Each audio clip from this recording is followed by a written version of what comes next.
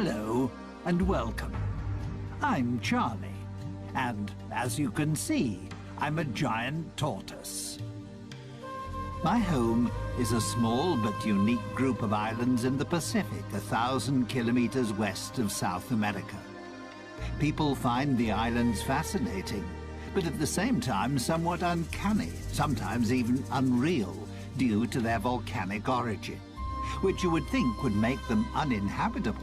But in fact, they're teeming with life. The Galapagos Islands.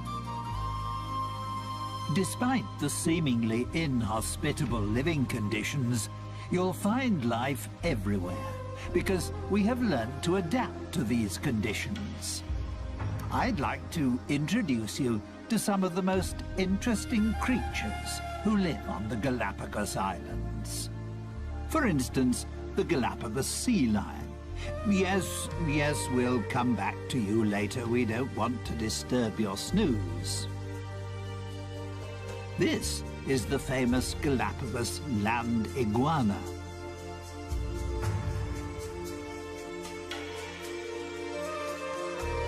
And here, its even more special relation, the marine iguana.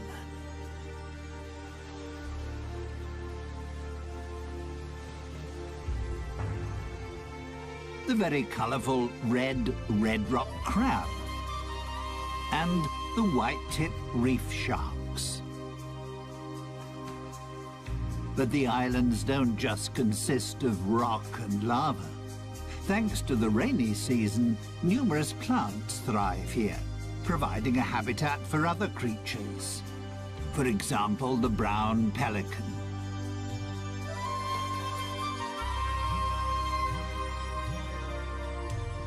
And even flamingos feel at home here.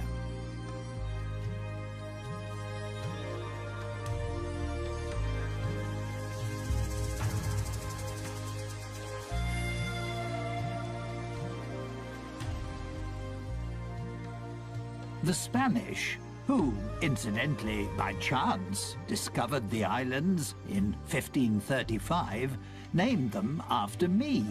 Obviously because I impressed them so much. After all, I am a fine specimen. But first, let me tell you more about the remarkable reptiles on this group of islands. Here we see a prickly pear cacti growing in crevices in the lava. They provide food for the yellow land iguana.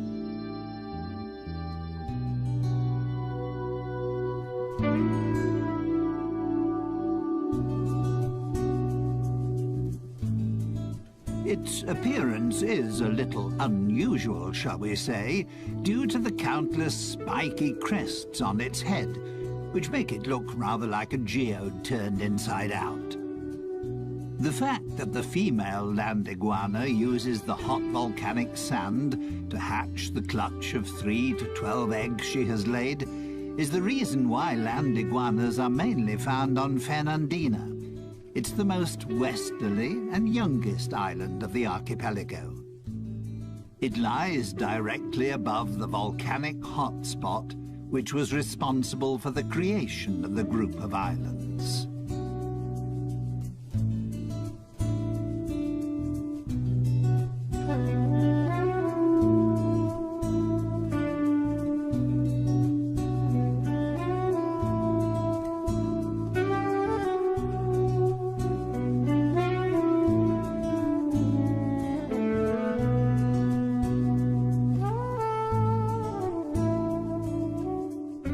Because the 13 main islands of the archipelago have widely differing characteristics and diverse living conditions, some species have developed subspecies on the different islands.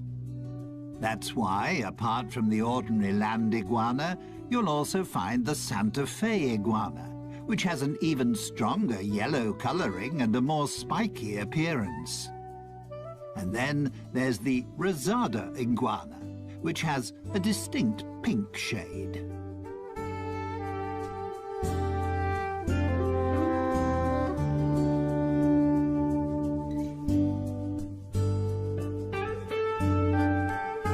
The male land iguana marks his territory by sitting on a rock in full view of everyone. That's his way of guarding the hole he has dug with his partner for her to lay her eggs.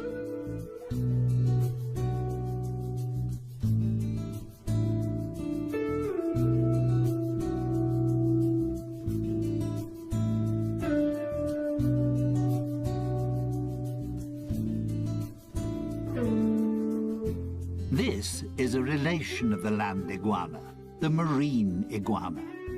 The marine iguana is only to be found on the Galapagos Islands and is the only extant marine iguana species. It prefers to live along the coastline because that's where it finds its food.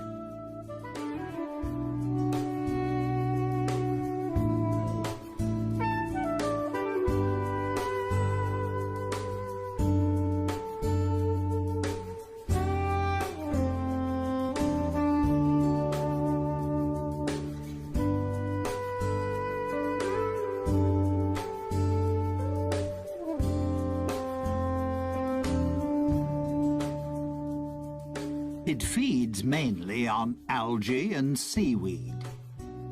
The excess salt it takes in when feeding is excreted through special salt glands in its nostrils.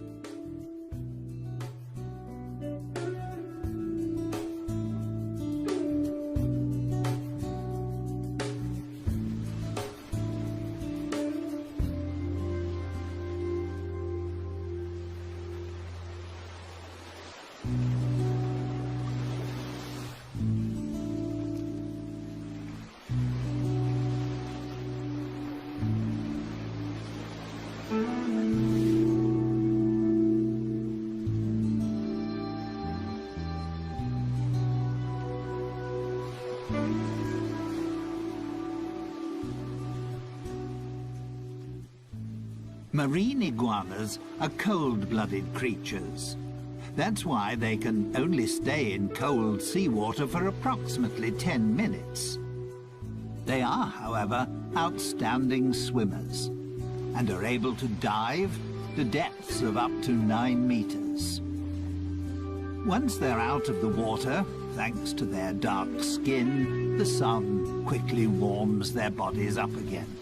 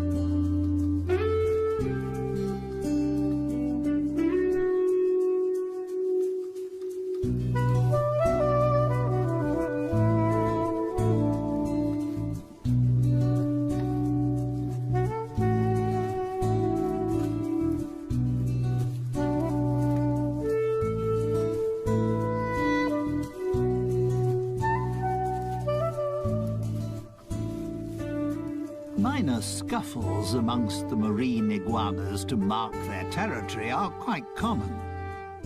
The main problem for them is the Galapagos hawk. Marine iguanas are the prey of choice when the hawk is feeding its young. And that just happens to coincide with the time when the marine iguanas retire inland to lay their eggs, making them an easy prey for the hawks.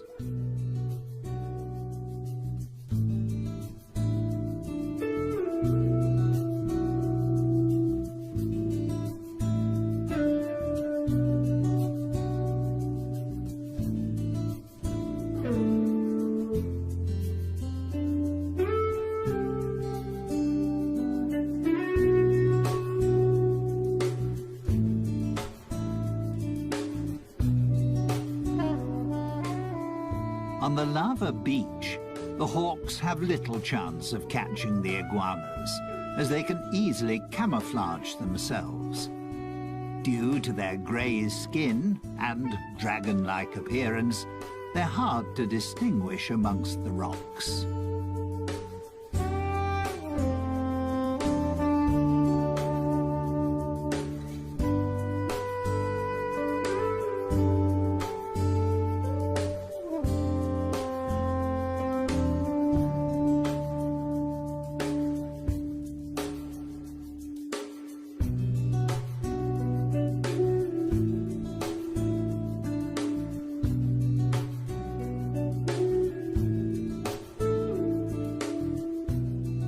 The Galapagos Islands are home to 7 endemic types of iguana.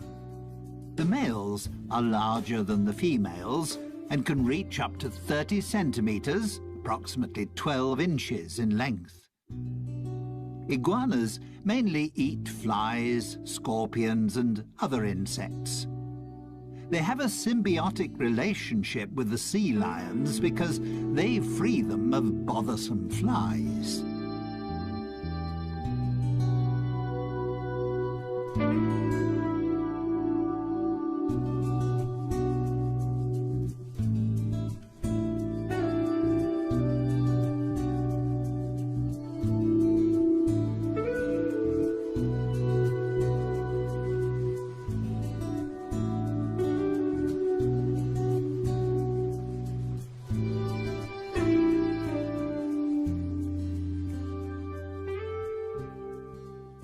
That was all quite impressive, wasn't it?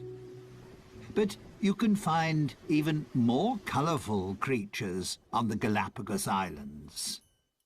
These rugged cliffs, for instance, are the habitat of the red rock crab. This agile and inquisitive crab prefers to be in the surf, but doesn't like splashing water.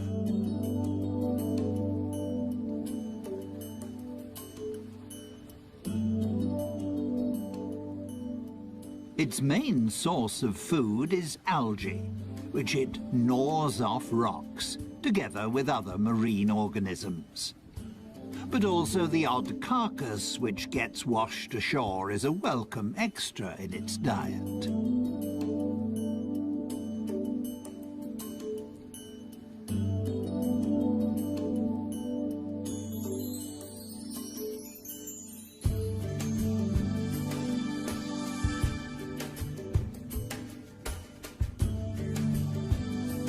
The red rock crab is extremely agile and can move in any direction extremely quickly, which means it can easily escape an attack by seabirds and conceal itself between the rocky crags.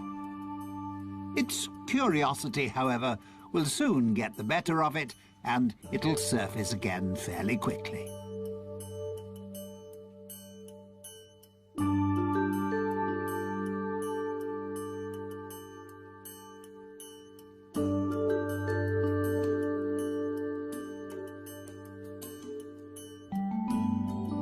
Young crabs have a black colouring, while more mature crabs have a brownish or reddish colouring.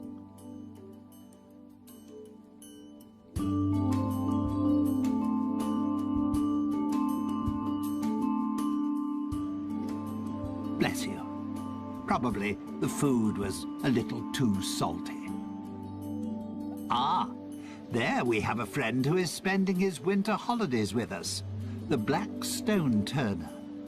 He's flown an amazingly long way from the northern parts of America.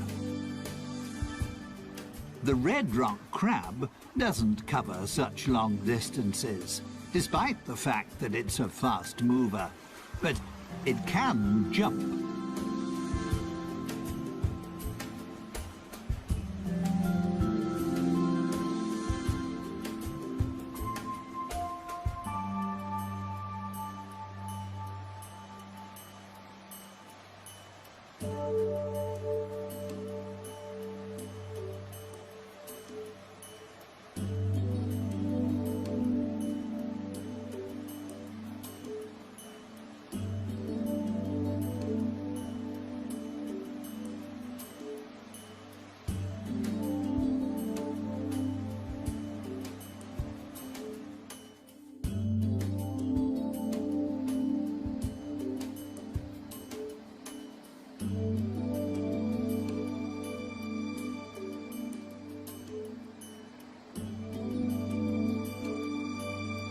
The name red rock crab doesn't mean that nature has decided that all the crabs must be this colour.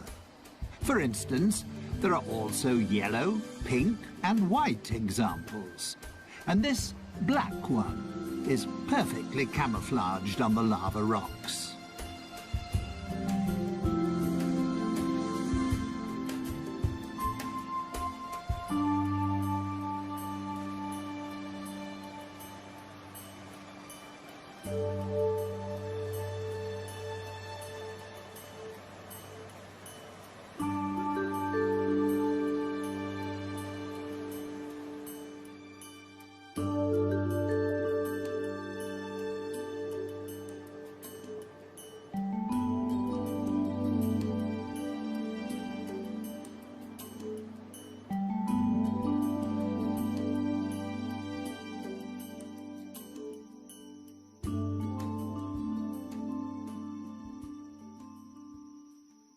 So, not everything is grey and bleak on my group of islands.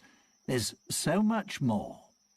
There's one sociable and playful species that adds a great deal to life on the islands, and I'd like to introduce them to you now.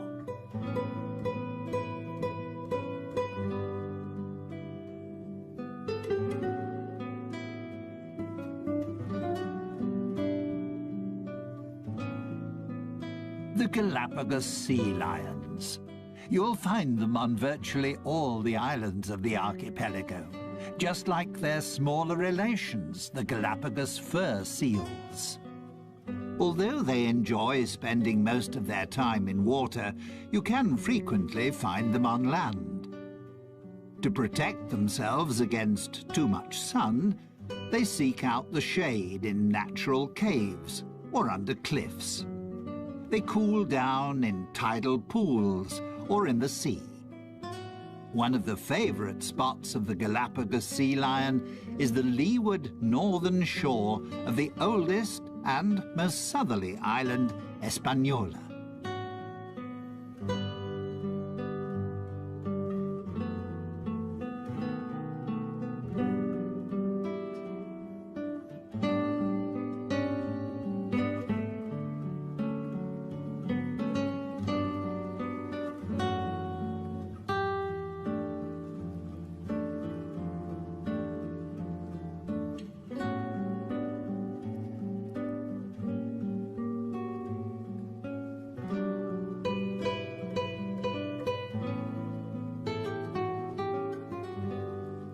Here's a female with her pup. The relationship between the two is extremely close. Not surprising after a gestation period of 12 months. And she will continue to breastfeed it for another few months. A sea lion pup only becomes fully independent after 3 to 4 years. That's how long it takes for the females to reach sexual maturity.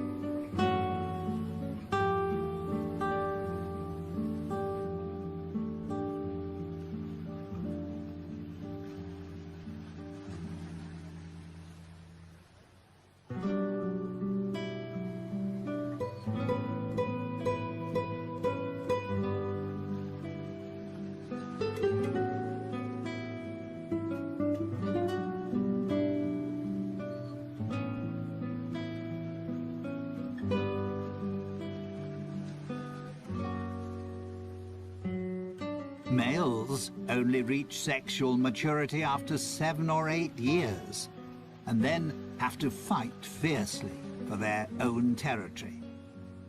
This also makes them more aggressive and short-tempered than the more playful females.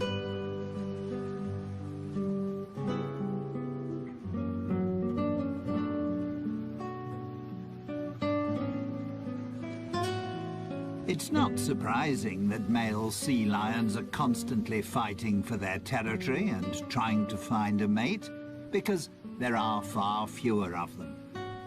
A male sea lion will often have as many as 30 females in his harem.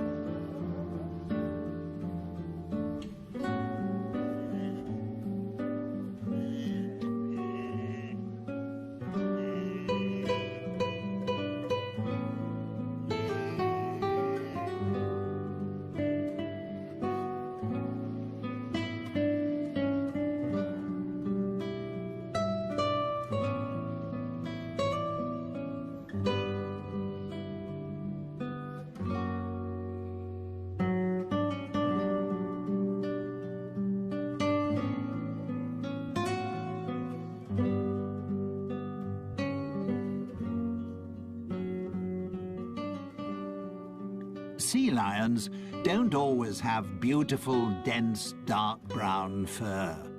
Pups only lose their baby fur after about 4 months. Initially, they also can't swim. They learn to swim, together with other pups, in calm bays. Only when they can swim properly do they follow their mothers out to sea. The young animals play with one another, while their mothers hunt for fish. They won't hunt for food on their own until they're a couple of years old.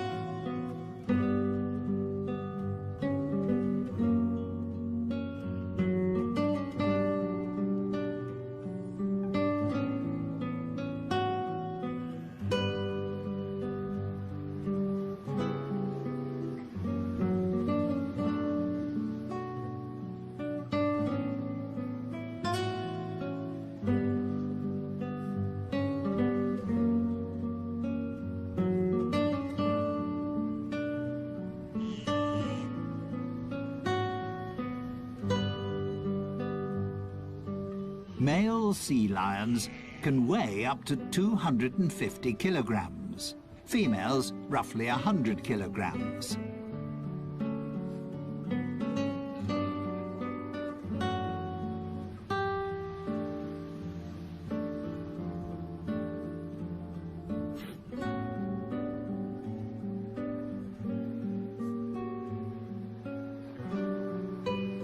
There are between 20 and 50,000 of them on the Galapagos Islands. The reason for the huge difference in numbers is partly due to a weather phenomenon, El Niño. It occurs in irregular cycles and in different degrees of severity. The results, however, can occasionally be disastrous.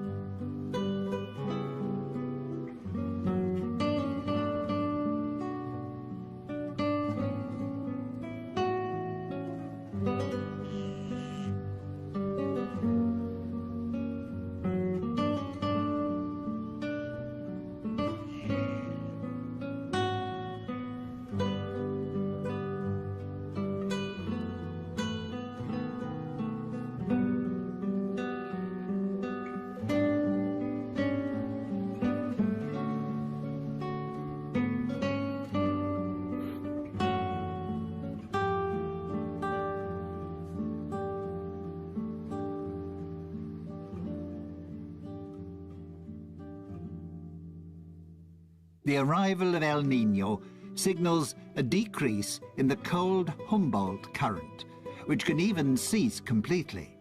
The temperature of the seawater rises, causing plankton and small fish to die. This disrupts the food chain, because seabirds and fish can't find sufficient food. Their only chance is to leave the area if they want to escape their sad fate. The situation can prove fatal for seals, as they no longer find any food, and many starve to death.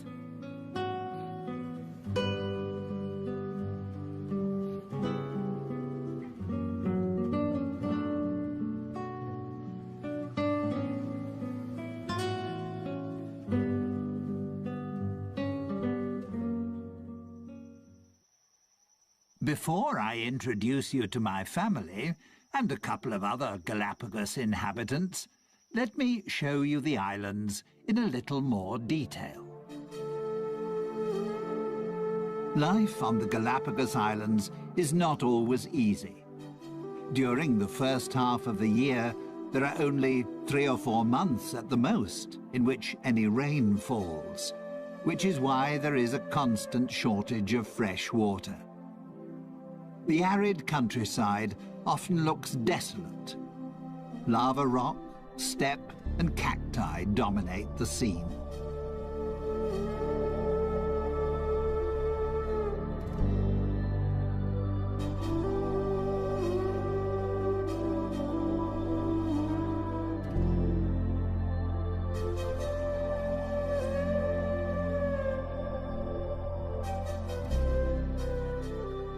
The Galapagos Islands are of volcanic origin. They're the tips of a huge range of volcanoes, a hotspot which is still active. 6 volcanoes erupt on a regular basis. The archipelago is the region with the world's greatest volcanic activity.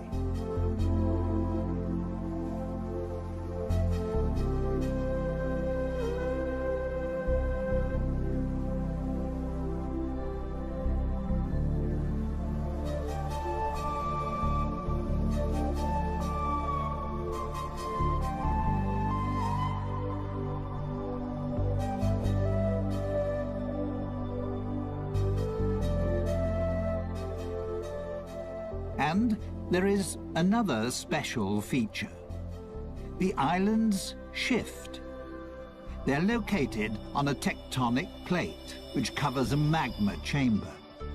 They move from west to east, as if on a conveyor belt.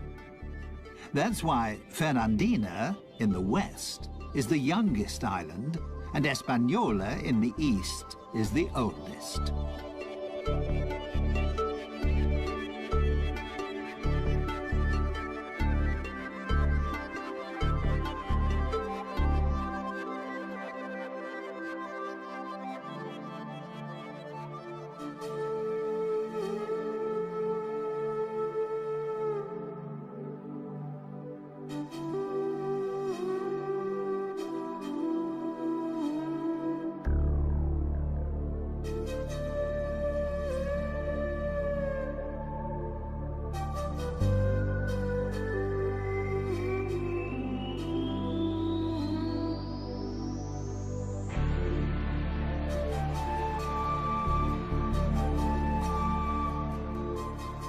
Once the rainy season starts, the islands burst into life.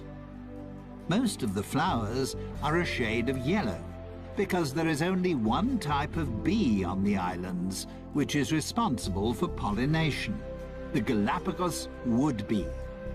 Most likely, the flowers have adapted themselves to its preferred color.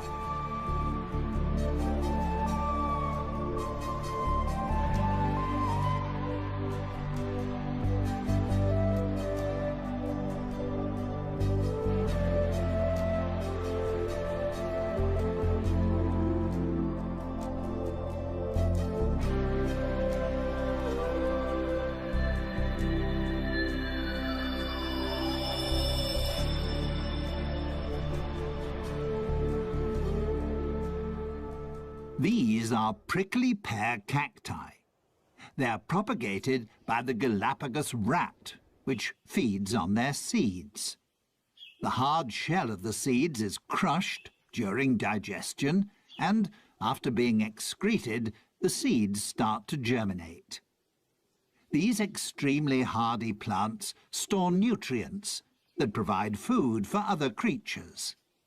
The iguanas certainly have no fear of their thorns, and also for my fellow tortoises, they provide a welcome change to grass.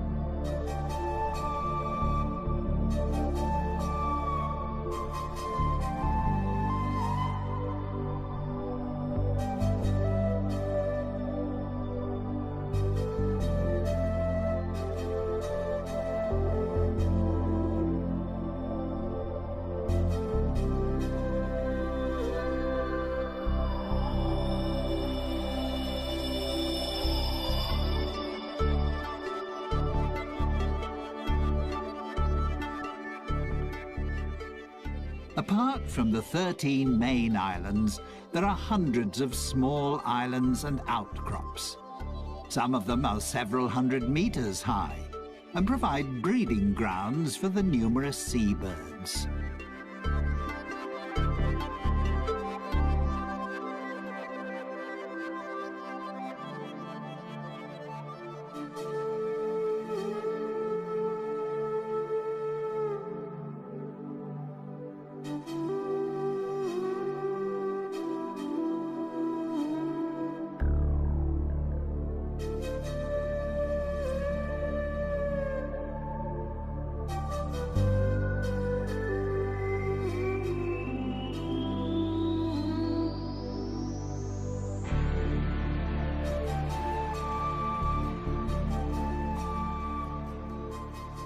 The Galapagos Islands were made famous by Charles Darwin, who discovered certain aspects of life here that formed the basis for what was to become his theory of evolution. During his worldwide voyage, he visited 4 of the islands in 1835. He was fascinated by the diversity of life on the seemingly uninhabitable islands. He also found that there were tortoises on the island which had slight variations in the shape of their shells. He noted, too, that there were various types of mockingbirds on the different islands. The term adaptive radiation goes back to Darwin. It means that a species, which in itself is not highly specialized, can, by adapting itself to the ecological conditions around it, become a highly specialized species. That also involves using diverse, previously unused ecological niches.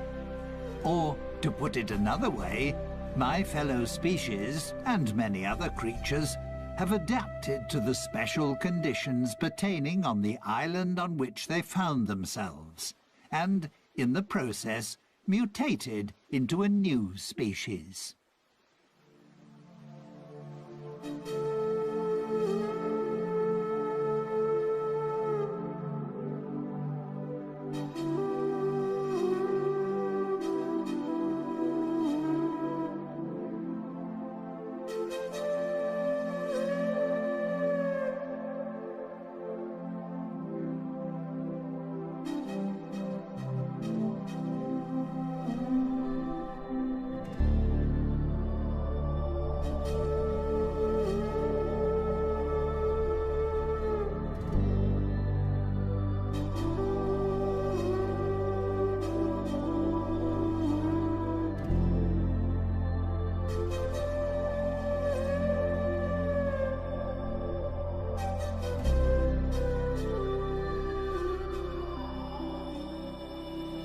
A gathering of white-tip reef sharks.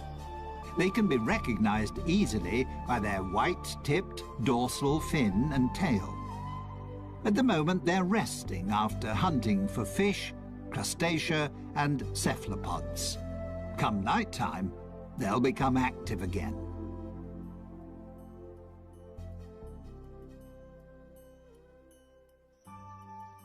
This is my family.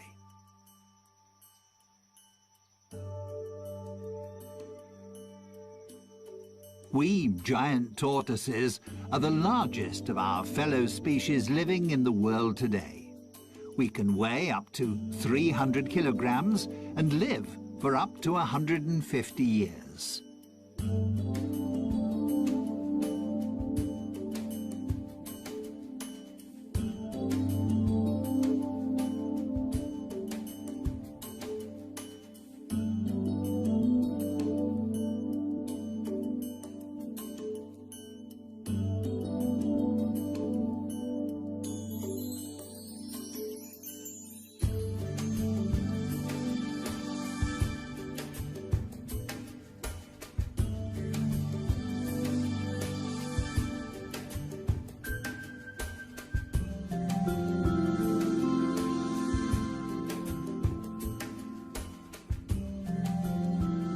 Some of my relations don't have a dome-shaped shell, but rather a more saddle-shaped one.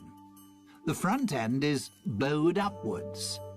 That's particularly useful when you need to raise your head up to reach taller plants. Most of my relations on the eastern islands have saddle-shaped shells because the plants there grow considerably higher.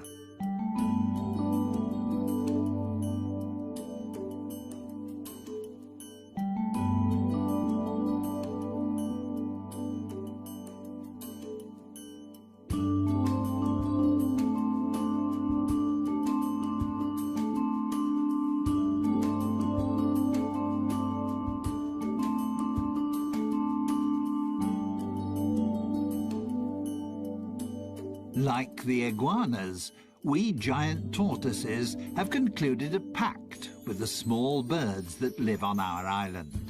Finches and woodpeckers feed on the parasites and ticks on our skin. To let them know that we need their services, we stretch out and lie quietly until the birds have pecked off all the insects. It keeps us clean and makes life a little more comfortable.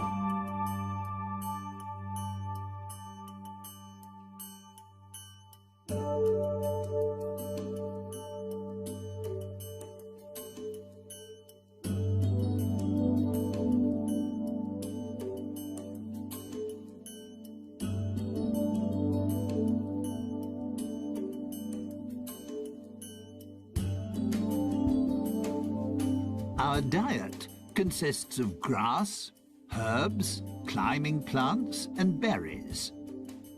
If our shells allow it, and we can stretch far enough, we also enjoy the juicy fruit of the prickly pear cacti.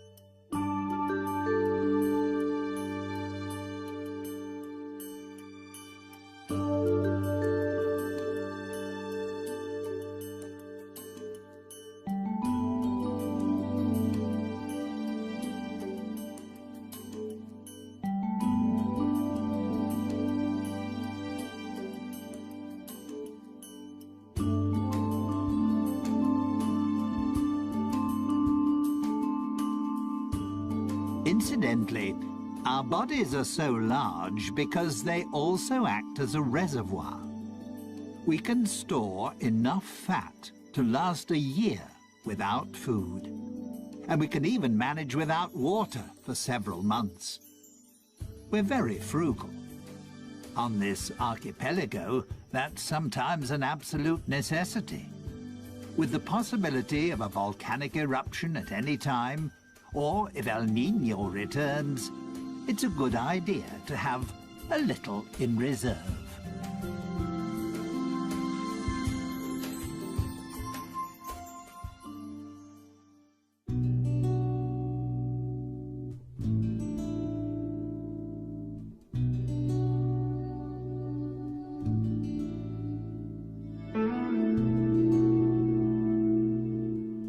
Well, that was my family. They're nice, aren't they? Finally, I'd like to introduce you to some feathered inhabitants of the islands. They're as colourful as they are talkative.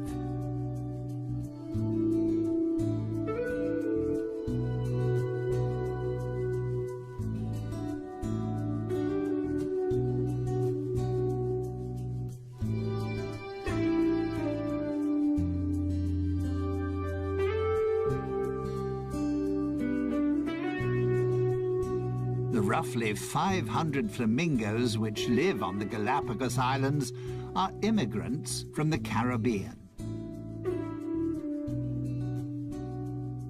You also wouldn't really expect to find ducks on the islands. But there are several thousand white-cheeked pintails here, and they feel just as at home as the flamingos.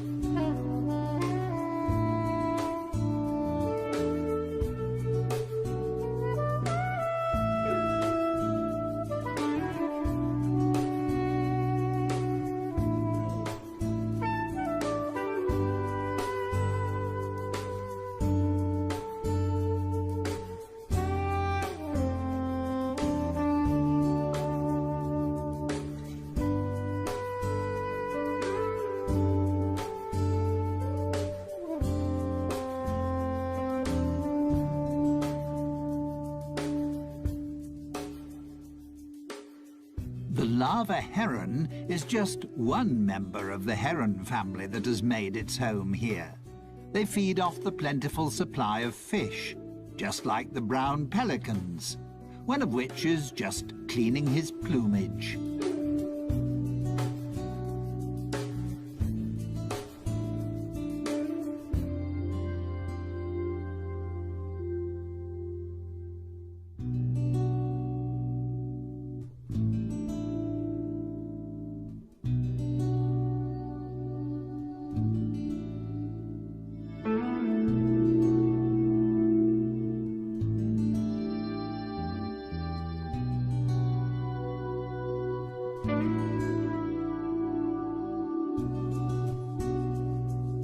Galapagos albatross is the largest bird on the islands, with a wingspan of 2 meters.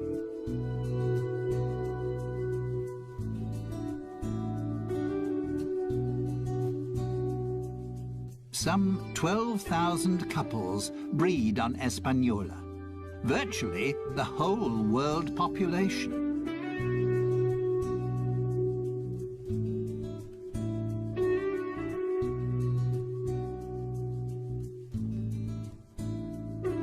Here we have the pirates amongst the birds, a female frigate bird. Frigate birds attack other birds and try to snatch away their food. The male frigate birds are famous for their mating habits. To impress the females, they blow up their red throat pouch.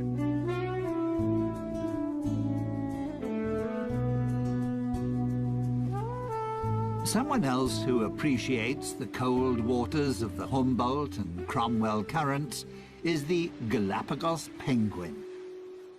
Due to various environmental influences, such as El Niño, as well as numerous natural enemies, like the sea lions and Galapagos hawk, they are now an endangered species.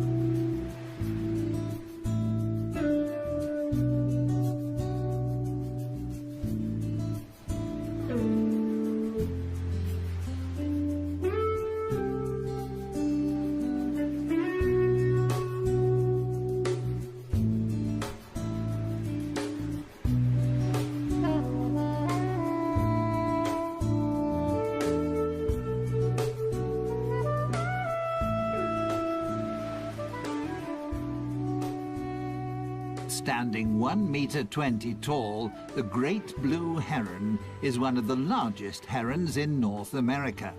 However, it's just as much at home in Central America as it is here.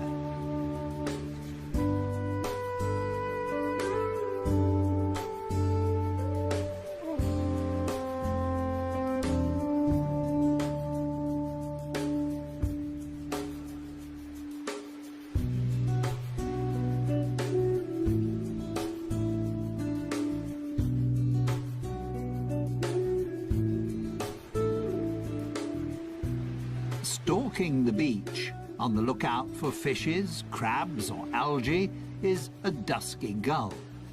With just 300 to 400 couples, it's one of the smallest gull species in the world and endemic to the islands.